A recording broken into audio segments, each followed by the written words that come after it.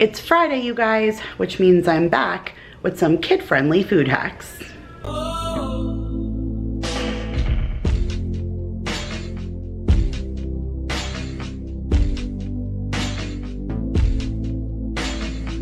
Hey guys, Kira here from 50 Shades of Mom, tips for all shades of mom life, and I am back on this fabulous Friday to share with you some more food hacks, and this time we're talking kid friendly. So if this is not the first video you're clicking on, then you may already know that I've been homeschooling my kids for this year, and so literally right now, you guys, my life is pretty much consumed by my children. Every decision that I make has them in mind. So when I was looking through the food hack book, I decided to pull out all the really kid-friendly food hacks and kind of couple them together and just kind of make this video dedicated just to them. So now remember, these are recipes that I'm sharing right out of this cookbook. So some of them are super simple or maybe ideas that we've thought about before, but these are not things I'm coming up with. I'm literally just sharing with you guys the recipes that I stumble upon inside of this book. And you guys know I love this book. It was seriously my best investment for $1 from the Dollar Tree to share with you guys all of these food hacks. So I'm going to take you down to my kitchen and I'm going to share with you 5 really easy kid-friendly food hacks.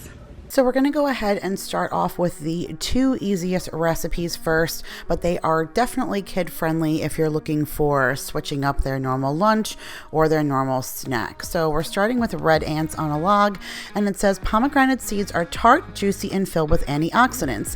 Kids love them because they look like tiny jewels, and you gotta wonder if anyone in the world feels anything but indifference towards raisins. They are seriously lacking in passion. And then we're going to go on to our apple sandwich, which says, here's a foolproof way to get picky kids to eat their fruit. Replace bread with apple slices. Once they get to the chocolate chips, they won't miss a thing. So the ingredients that we're going to need are some pomegranate seeds. I have some celery prepped here from Meal Prep. We have peanut butter, some Lily's chocolate chips, and I have a Honeycrisp apple. So first we're going to go ahead and slice our apple, and I will say the larger the apple the better so that you have nice hearty slices. I only got 2 slices from each side and then I just cut up the rest for Mason to eat, but I figured I would take the rounder part of the apple to be the top of the sandwich and then the flatter part as the bottom. So I went ahead and put peanut butter on the bottom piece, and I will say that the top piece didn't stick because I put the chocolate chips on top of the peanut butter and then it had to stick to the chocolate chip. So if you were to do this, I would recommend putting peanut butter on both sides and the chocolate chips in the center so that the sandwich actually sticks to one another. But either way, Mason definitely enjoyed it. So now I have some celery sticks that, like I said, I had from Meal Prep, but because they were soaking in water, I just went ahead and used a paper towel to get them good and dry. And then now we're going to go ahead and put some peanut butter on them.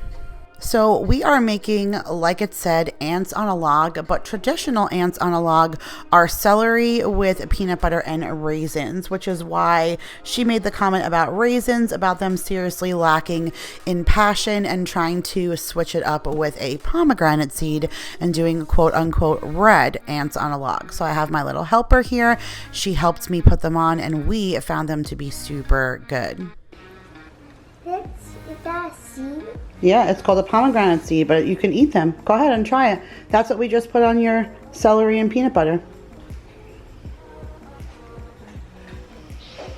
What? Good? I know, tart and yummy. What's that? It's a pomegranate seed. You want to try one? No, but there's a seed inside where you can eat them. Go ahead, Bubba.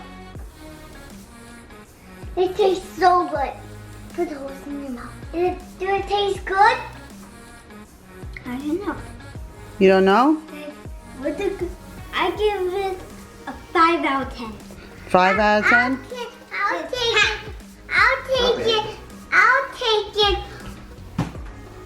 100. 100 out of 10. All right. So here is another innovative lunch or snack for the kids, and this is a peanut butter and jelly banana dog. And it says, so there are 8 hot dog buns in a package, but you're not gross and going to eat hot dogs 2 days in a row. Who does that? I'm not confessing. This is a great way to switch it up for lunch. And basically what she wants you to do is use hot dog rolls and make a peanut butter and jelly sandwich with it, and then use a banana as a hot dog. So of course I have my sidekick with me right there. So she pulled a chair over and she's peeling the bananas for me while I'm using the hot dog rolls to make a peanut butter and jelly sandwich. So I just put peanut butter on one side and jelly on the other, and then we went ahead and put the banana right in the middle. And Maya was already intimidated from helping. She did not think she was going to like this. I mean, it is a little unconventional, and I was a little surprised myself. I didn't really know how the kids would feel about it. Maya did not even really want to try it. Like I said, she was super intimidated. However, Mason ate both of them. Surprise, surprise. All right, now we're on to one that I'm really excited to share with you guys, because this is something that I've had before, but not exactly like this, which is why I was really excited to try it. So this is called Better Than Crack Crackers, and it says, while you may think the name is hyperbole of sorts, these crackers are one of the most intensely flavored things I've ever eaten. If I had to market them, I'd put the word extreme somewhere on the package along with a picture of a rad dude skateboarding on a wave of ranch dressing. So let me tell you how amazing that these things are, and they're very similar to the spicy crackers that Vanessa made in the cookbook that we made together, which of course, if you guys are interested, is always linked down below from Amazon. But instead we're using oyster crackers, and let me tell you how that poppable in the mouth cracker changes the game. And I believe Vanessa uses chili pepper flakes. I used chipotle chili pepper, which was so good. You need some olive oil and some ranch dressing mix, which is the first time we used the one from McCormick, and it was quite good. So you're going to go ahead and put your oyster crackers in a bowl, and you're going to add 1 cup of olive oil, and then you're going to add your ranch seasoning mix. It says to dump an entire package, but since I had that big one, I just did a couple of tablespoons, and then I did 1 teaspoon of they call for cayenne pepper. Again, I used that chipotle pepper powder, which was so good. And then I actually used the measuring spoon to give it a good mix, but I noticed that with the olive oil and the seasonings, it was kind of sticking to the bottom of the bowl. So I got a spatula and made sure to get everything from the bottom. You want all of that seasoning to get coated on those oyster crackers. And I actually used a pizza pan to put them for a thin layer. There was a lot of them. I didn't think I would have a sheet pan big enough, and I thought the heat differential would be really good because you're only cooking these at 250 degrees for 15 to 20 minutes, and you can smell the ranch cooking, and it gets good and toasty.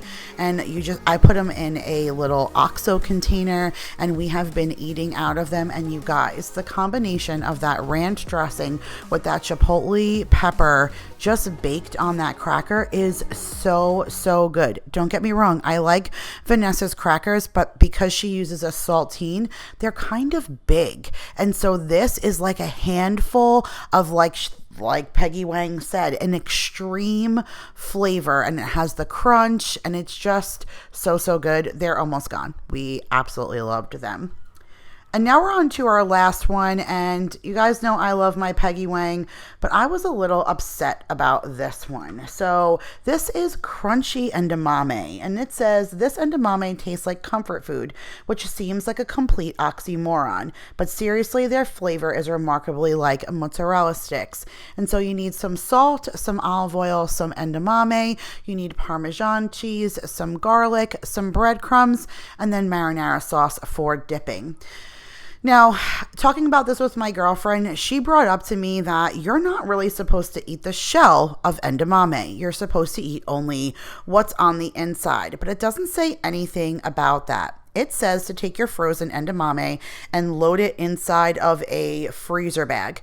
You're going to put in 1 tablespoon of water, and then you're going to seal the bag, leaving only a tiny portion available so it could vent. And then you're just going to put it in the microwave for 2 minutes and you'll see it defrosted. It left all the water in the corner. So we're going to use that tiny hole that we left at the top of the bag. We're going to drain out the water and then we're going to put it in a frying pan with nothing right now because we are going to go ahead and add some other ingredients, but we kind of want to dry them out. So I let it go for like 2 minutes on the frying pan to kind of dry out the water.